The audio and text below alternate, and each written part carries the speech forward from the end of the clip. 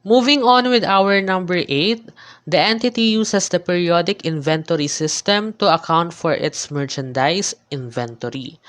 So, sa inventory system ng isang merchandise business, meron tayong dalawang klase.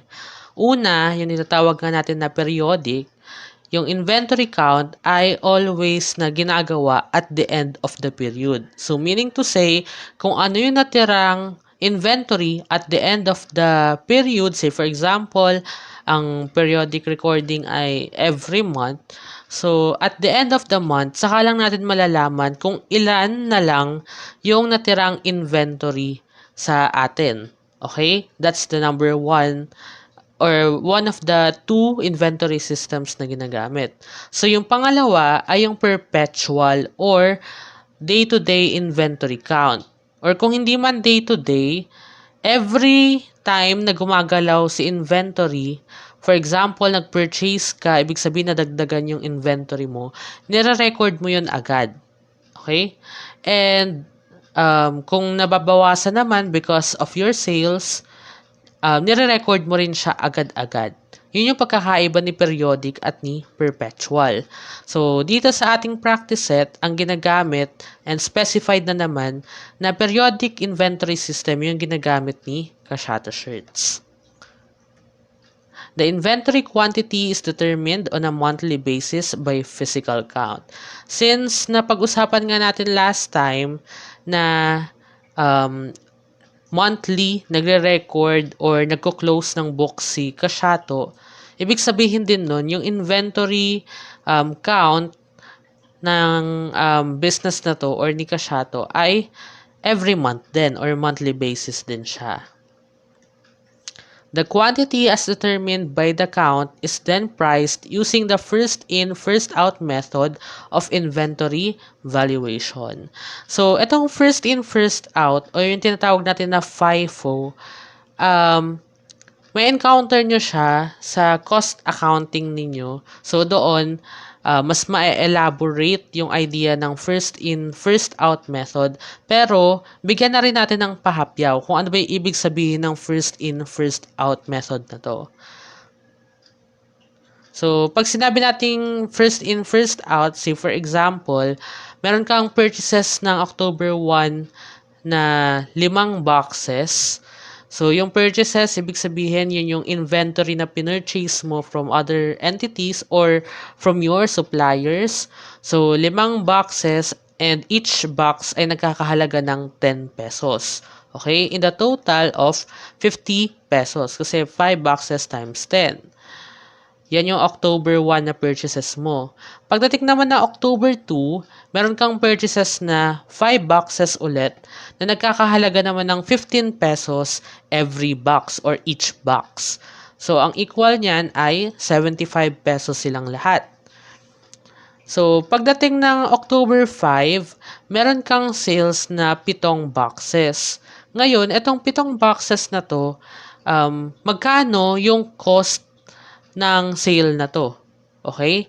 So, para malaman natin yan, we are using the idea of FIFO method. Pag sinabi natin FIFO method, kung ano yung naunang inventory na pinurchase para sa ating business, yun din dapat yung unang ilalabas. Okay?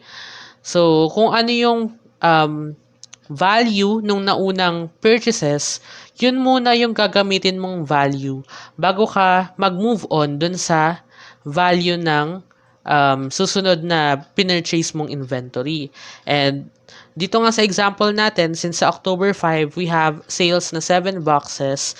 And assuming na wala pa tayong beginning inventory at yung inventory natin ay yung purchases lang ng October, so, sa 7 boxes na yan, yung 5 dyan ay nagkakahalaga ng 10 pesos each.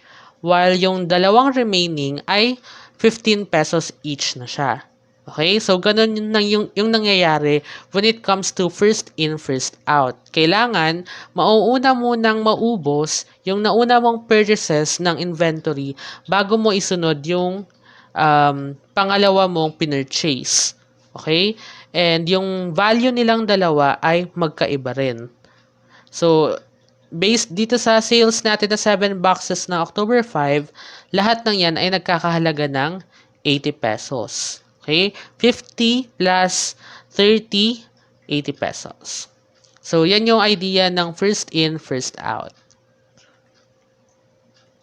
Next tayo. Number 9, the closing entry method is used to record the end of period inventory entries. So, meron kasi dito sa ating practice set na sa I think sa general instructions yun, ipapakita yung mga adjustments at ipapakita din kung ano yung value ng ending inventory for the month na kailangan nating i-deal with this practice set. So, binigay na yung ending inventory. So, yun yung binabanggit natin sa number 8 kanina na pagdating sa periodic inventory system, sa dulo pa malalaman kung ilan yung natirang inventory. And based nga dito sa practice set natin, may encounter natin sa general instructions kung ilan nga ba yung na-count nila at the end of the month. Okay? So, later on, pag-uusapan natin yon. Pero ang sabi dito, yung closing entry method ang ginagamit when recording the end of period inventory entries. So, sabi dito, ending inventory is not recorded in adjusting entries but in closing entries. Bakit? Kasi, lalabas sa additional information dun sa general instructions yung amount ng end of the period na inventory count. Okay, kung ano yung value niya. And yung value na yon ay kasama ng ibang mga adjustments na under nga nung additional information na yon. Okay? And hindi dahil sa magkakasama sila, dapat i-record mo na sila sa adjustments or gawan mo siya ng adjusting entries. But, ang sinasabi dito, you have to record your end of the period inventory entry sa closing entry pa. Okay? Ending inventory amount is included in additional information together with additional information for adjustments. So, yun nga yung binabanggit ko sa inyo. Next, we have number 10. Supplies and other prepayments are debited initially to asset accounts. So, meron tayong dalawang type of adjustment when it comes to prepayments and supplies. So, dalawa yung method natin in recording that. We have the asset method first. So, pagdating sa asset method, yung asset account ang dinedebit natin to initially record the assets. And, for example, nag-purchase tayo ng supplies. So, pag nag-purchase tayo ng supplies, ang i-debit natin ay supplies and ang i-credit natin ay cash. Or kung on account man yan, accounts receivable yung credit natin. So, that's the asset method. And yung pangalawa ay yung tinatawag natin na expense method kung saan ang idinedebit natin ay expense account. So, for example ulit, nag-purchase tayo ng supplies, ang i-debit natin ay supplies expense and ang i-credit natin ay cash. Okay? So, base dito sa accounting policy na sinusunod ni Kashato, ang ginagamit natin ay yung asset method because dinedebit nga initially yung mga asset accounts. So, hindi lang yan sa supply, same goes with the prepayments. So, for example, sa may advance payment si Kashato for insurance. So, ang gagamitin niyang account for debit ay prepaid insurance. Pero kung ang sinabi naman dito ay expense method yung ginagamit in recording those kind of transactions, ang gagamitin natin sa debit side ay insurance expense. Okay? Okay. Next. Property and equipment are recorded at cost. Okay. Depreciation on property and equipment is provided using the straight line method over the estimated useful lives of the assets. So, dito, etong part na to, it deals with the depreciation. Okay, kung paano natin i-depreciate yung mga property, plant, and equipment o yung mga non-current assets ni Kashato. And gumagamit tayo ng straight line method, which I think familiar na kayo on dealing with this one kasi madali lang naman siyang um, i-formulate or i-solve. Okay? So, ayan. Asset minus residual value is equals to depreciable cost. So, ito yung formula.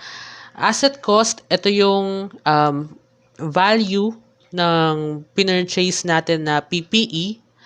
Tapos, kapag binigay naman kung may residual value, or pag sinabi natin residual value, kung hindi mo pa alam yung ibig sabihin nun, residual value, kapag binenta natin, or pag natapos na yung na-depreciate yung ating PPE, magkano yung matitirang value sa kanya.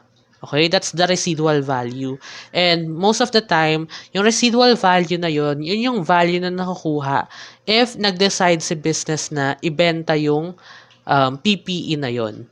Okay, that's the residual value. So, asset minus residual value is the depreciable cost. So, bakit kailangan natin kunin yung depreciable cost? Kasi, i-divide natin yon by the useful life of the equipment or the PPE para makuha natin yung depreciation expense. Pero, yung depreciation expense ay nakasalalay sa kung ano yung gagamitin nating useful life. Ang gagamitin ba natin doon ay um, useful life niya in years or useful life niya in months. Okay? So, kung years, iba siya or magiging iba yung value of course ng depreciation expense mo in years sa depreciation expense mo in months. Okay? Kasi mas malaki yung value. Okay. Full month's depreciation is applied on the month of acquisition and none of the month of disposal. So, ito yung pinaka-importante din na kailangan yung tandaan because this one, I think, nung gumawa ako ng practice set ko, nakaligtaan ko to. Okay? Hindi ko siya agad nabasa. So, I have no memory about it before. Okay? So, ang sinasabi lang naman dito, when we are dealing with depreciation, kung kailan siya in-acquire, yung full month nung day na yon ay depreciated na agad. So, kahit anong day pa siya, kahit hindi siya, for example, kahit hindi siya October 1 na pinurchase, for example, pinurchase mo siya ng October 10. Okay? Pinurchase mo siya ng October 10. Eh, di ba yung first 10 days ng October ay hindi pa naman nasa iyo yung equipment. For example, equipment yung asset natin. So, hindi mo pa siya dapat, di ba, na i-depreciate kasi hindi pa naman napupunta sa iyo yung equipment na yon from the first 10 days of October kasi pinurchase mo siya na October 10 eh. Pero, ang accounting policy na sinusunod ni Kashato, kahit ano pang day mo siya pinurchase, basta at that month, kailangan maging fully depreciated na yung, or kunin mo na yung depreciation niya at that month in full. Okay? For example, ang depreciation niya every month ay 500. So kahit pa hindi nasa iyo yung equipment na yon for that first 10 days of October, still gagamitin mo pa rin yung 10 days na yun to depreciate it fully na 500. Okay? So, may logic dyan kung bakit pinapa-apply na agad at the month of acquisition. Kasi, dinagdagan nga dito na none on the month of disposal. So, kung na-depreciate mo na siya dun sa first 10 days, so, kunwari, kailangan mo siyang i-depreciate ng, paano ba, ng 5 years. Okay, so from October, let's say October 2020 to October 2024. So, kapag nasa dulo ka na, nasa October 2024 ka na, hindi mo na need na i-depreciate yung equipment na yon from October 1, 2024 to October 10, 2024. Kasi, na-depreciate mo na siya by 2021, which is yung 10 days nga na hindi pa nasa'yo yung equipment na yon for the first 10 days ng October 2020. Okay? So, iniisip ko din siya eh. I'm so sorry, hindi ko na ilagay dito sa presentation para maging visual sana, no? Pero sana nagigets nyo yung point nito kasi napakalaga din ito sa pag-intindi ng depreciation ng assets ni Kashato. Okay? Tuloy tayo. Okay.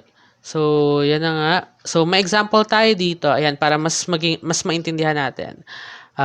Kunwari, pinurchase mo yung equipment on October 16, 2021 na nagkakahalaga ng 100,000 pesos with residual value of 10,000 and useful life of 5 years.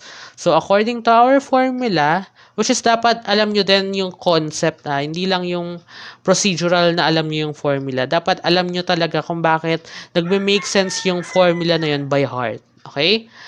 So, based sa ating formula, kailangan natin kunin yung depreciation expense, and for us to do that, we have to deduct residual value from asset cost to get the depreciable cost and divide it by useful life. So, ang asset cost natin ay 100,000 minus 10,000, we have 90,000 divided by 60 months. So, bakit ko sinabi ng 60 months? Kasi, di ba 5 years siya and 1 year is equals to 12 months. So, 12 times 5 is equals to 60 months. And bakit monthly yung gusto kong kunin ng depreciation expense dito? Kasi di ba nga nabanggit natin na nagko-close si Kashato ng books every month. Okay? And it makes sense na kailangan monthly din yung kukunin nating depreciation expense. Okay? And pag sinagot nyo yan, ang magiging depreciation expense every month ay 1,500. Yan. Okay. Okay. Ayan. So, yung depreciation expense natin na 1,500 every month, kapag nilagay na natin siya or nirecord na natin siya sa ating libro or sa ating nirecord na natin yung adjusting entries niya, for October 31, 2021, ang ilalagay na natin na depreciation expense ay 1,500 na agad. Okay, hindi na natin kailangan pang alamin kung magkano exactly yung depreciation expense niya for 14 days kasi October 16 pinurchase eh. So, hindi na natin kailangan kunin yun. We have to fully depreciate it in that month of October. Okay? So, debit natin depreciation expense equipment and credit accumulated depreciation equipment 1,500. Then, pagdating na October 31, 2026, that's 5 years later, wala na tayong ilalagay na adjusting entry for depreciation dito sa equipment. Bakit? Kasi sabi nga dito, di ba, none on the month of disposal. So, wala nang depreciation sa month ng disposal nitong si equipment. Okay? Kasi yung value niya ay naisama na natin from the very first month kung kailan siya na pinurchase or kung kailan siya din-depreciate. Yan. So, I hope naiintindihan nyo yun. So, moving on with our number 12, only the withholding taxes on salaries is made for simplicity. So, I don't think or I'm not sure if talagang complicated yung computation with the withholding taxes. But yes, it is made for simplicity. So, malalaman natin kung paano yan i-compute later on. Number 13, the effects of value-added tax on sales and purchases of goods or services are illustrated. And there's no sales to senior citizen and PWDs for the month. So, for this one, ang idea lang naman natin dito is that applicable yung VAT or yung value-added tax kay Kashato. Okay? And wala tayong sale sa senior citizens and PWDs. So, hindi na natin kailangan mag-compute for their discount. Kasi 'di ba may mga discounts or may discount na natatanggap ang senior citizen at PWDs. So, hindi na natin sila kailangan intindihin. Okay. Next, number 14, it is assumed that the receipts of the lessor of the property do not exceed the threshold amount. In effect, Kashato shirts or the lessee cannot claim input tax on rentals because the lessor is not covered by the value-added tax. So, ito, hindi naman to masyadong big deal, I think, if I remember it correctly. So, medyo pasadahan lang natin yan, and let's move on now with our next one. So, number 15, the purchaser of services claims input tax credit during the month when payments were made. So, ibig sabihin lang nito ay kung ano yung or kung sino-sino yung mga entities na nakatransact ni Kashato. Say, for example, nag-purchase si Kashato ng inventory from other entities. So, yung mga entities na yun ay nagka-claim daw ng input tax. So, meaning to say, applicable din sa kanila yung VAT or yung value-added tax. Kaya may input tax. By the way, yung value-added tax, meron siyang dalawang klase. The input and the output tax. So, pag sinabi natin input tax, kinukuha yung input tax doon sa mga purchases natin. Okay? Yun yung base ng pagko-compute ng input tax. While yung output tax naman ay binibase dun sa kung magkano yung sales natin. Okay? So, for this one, kung saan daw nag-purchase si Kashato, meron yung claim na input tax, which is ibabawas natin dun sa output tax natin na probably hindi nyo pa naiintindihan by now, pero magme-make sense din yan kapag nandun na tayo sa ating value-added tax computation. Okay. Input tax on depreciable goods can be prorated over the estimated useful life, maximum of 60 months until December 31, 2021 only, if the aggregate acquisition cost of the depreciable assets, exclusive of VAT in a calendar year or calendar month, exceeds 1 million pesos. So again, hindi pa siya nagme-make sense for now kasi hindi nyo pa probably sure or wala pa kayong background on dealing with the value-added tax. So, later on, pag-uusapan din natin yan. Okay? And lastly, move on tayo sa last natin. Contributions to SSS, PhilHealth, EC, and Pag-ibig Fund are the same of the previous and current month. So, hindi daw nagbabago yung contributions nitong mga government-related contributions na to. So, same pa rin sila every month. So, we don't need to think about it kasi stated na naman yan dun sa transaction natin. Or if hindi, stated din naman siya dito sa payroll register. In addition, the contributions schedule and withholding tax tables used are those relevant to the transactions. Okay? So, I guess that's the end of our video for accounting policies and practice. And sana may natutunan kayo at some point and mas naging malinaw sa inyo kung ano ba yung sinasaad ng mga accounting policies and practice ni Kashato. And after this video, ang pag-uusapan natin in the next video ay yung general instructions naman. So again, iisa-isahin natin yun for us to better understand kung ano ba yung mga kailangan nating tandaan on dealing with on dealing with this practice set and kung paano siya sagutan. And by that, thank you sa panonood. This is the end of our video. I am hoping na marami kayong naintindihan. If you like this video, please click the thumbs up button and subscribe to my channel. And kung may questions kayo, just leave it down below on our comment section. And please wait for my response if ever na makita ko yung question ninyo. Okay? So with that, thank you and see you on my next video.